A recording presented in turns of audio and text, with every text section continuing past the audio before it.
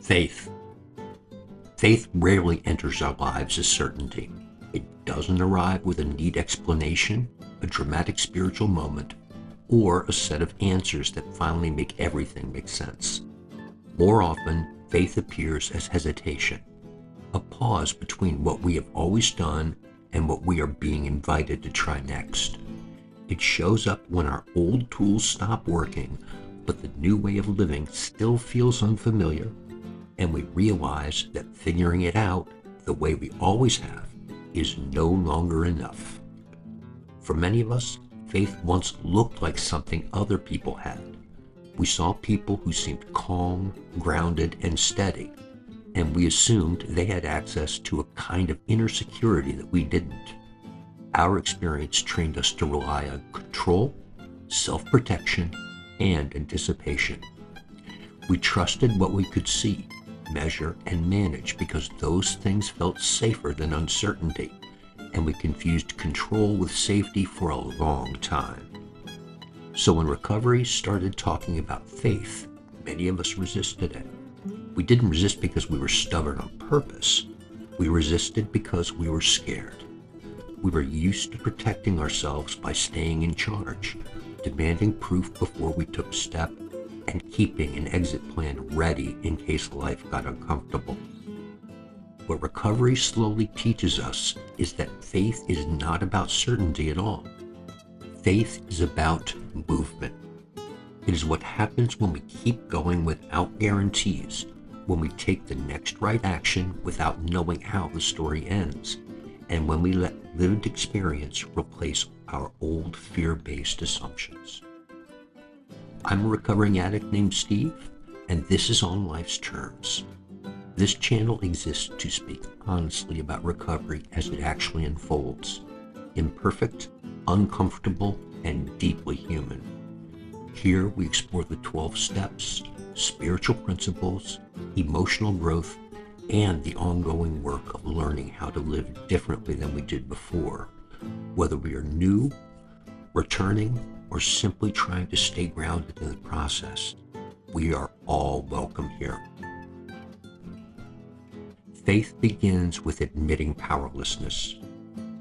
Before faith can grow, something usually has to give way.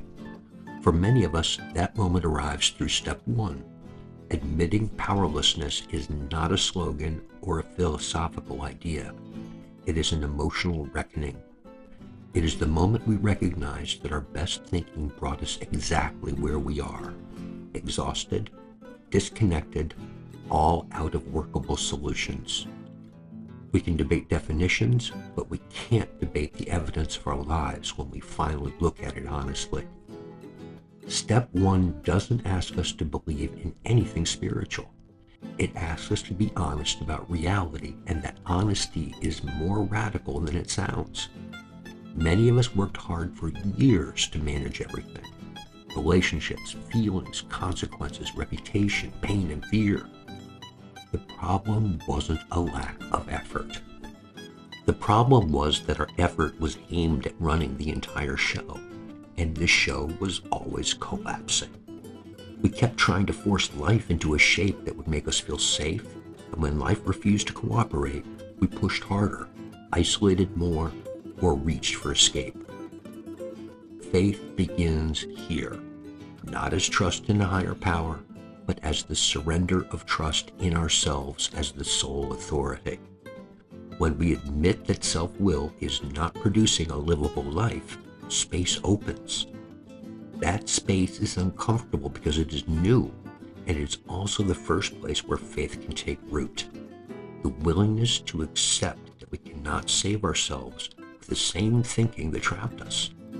Step 1 gives us a foundation of honesty, and honesty is the soil that faith grows in. Step 2. Willingness as the first shape of faith. Step 2 introduces faith gently. It does not demand certainty or perfect understanding. It asks for willingness. Willingness to consider that change might be possible, and willingness to imagine that something beyond our own thinking could help restore us to sanity. For many of us, sanity isn't about being perfect. It's about being able to live without constant chaos, obsession, and self-destruction running the day. This step can feel vague, especially if our past experiences with religion or spirituality were painful, confusing, or rigid. We may not know what we believe, and we may not trust our ability to believe anything at all. Recovery does not require us to sort all of that out immediately. Instead, step 2 asks a smaller, more honest question. Are we willing to stop rejecting the possibility that help can come from outside our own control? Faith in step 2 often looks like curiosity. It looks like listening instead of arguing, staying after a meeting when we want to bolt, and letting someone else's experience challenge our assumptions.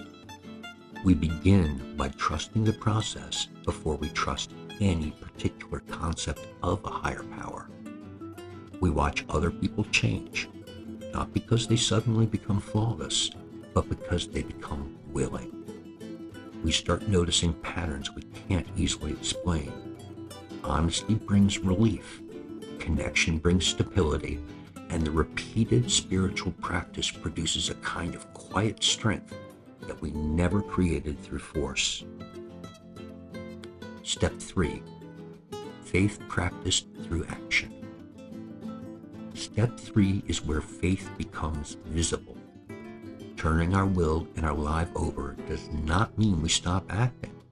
It means we stop trying to control everything. Many of us relied on control as a survival strategy. We managed outcomes, manipulated situations, and stayed one step ahead of discomfort whenever possible. Control made us feel protected, even when it was costing us peace, relationships, and any real sense of freedom. Step 3 invites a different relationship with life. We learn the difference between responsibility and domination. Responsibility means we show up, tell the truth, take the next right action, and stay accountable. Domination means we force outcomes, manage people, and demand guarantees that reality will never give us. Faith lives in responsibility, not domination. It asks us to do what we can and release what we can't, even when releasing feels unsafe. In practical terms, step 3 begins with pauses. We ask for guidance before we react. We call someone instead of isolating. We choose restraint when our instincts want retaliation. We take a breath and remember that our final impulse is not always our best impulse.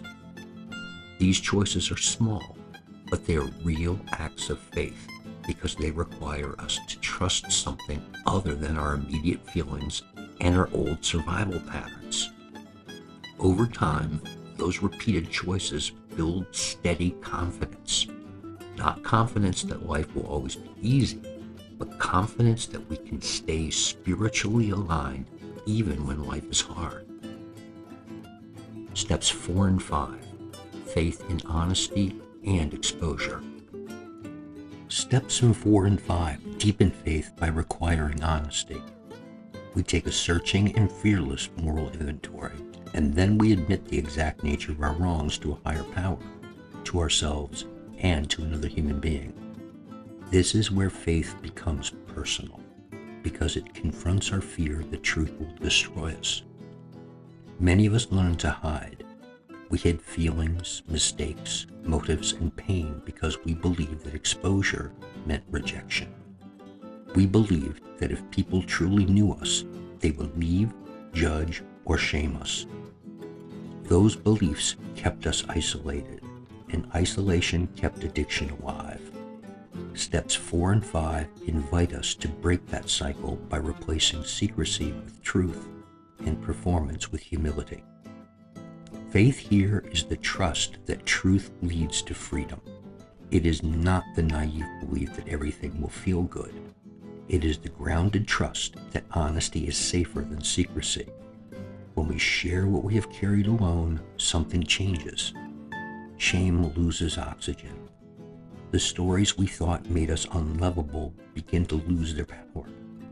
We start discovering that recovery spaces are built for truth, not perfection, and that we can be fully known without being discarded. As we speak our inventories, we often learn that we are not uniquely broken. We are human, and we are not alone. That realization is a form of faith.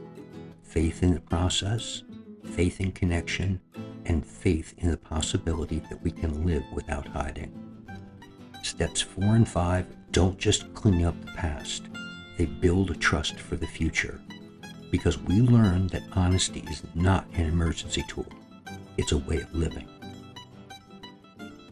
Steps 6 and 7, faith in the pace of change.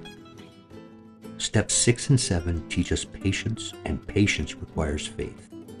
We become entirely ready to have defects of character removed, and then we humbly ask for those shortcomings to be removed. Many of us want instant transformation. We want relief now. We want the uncomfortable parts of ourselves gone immediately, and we want a guarantee that we'll never struggle again. Recovery offers something more realistic and more sustainable than that. Faith in these steps means trusting the pace of change. Growth is often quiet and repetitive. The same patterns may show up again and again: fear, resentment, pride, avoidance, people-pleasing, control. The presence of a defect does not mean the process isn't working. It means we're still learning.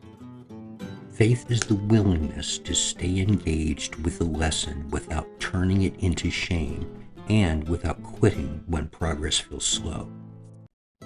Humility is central here.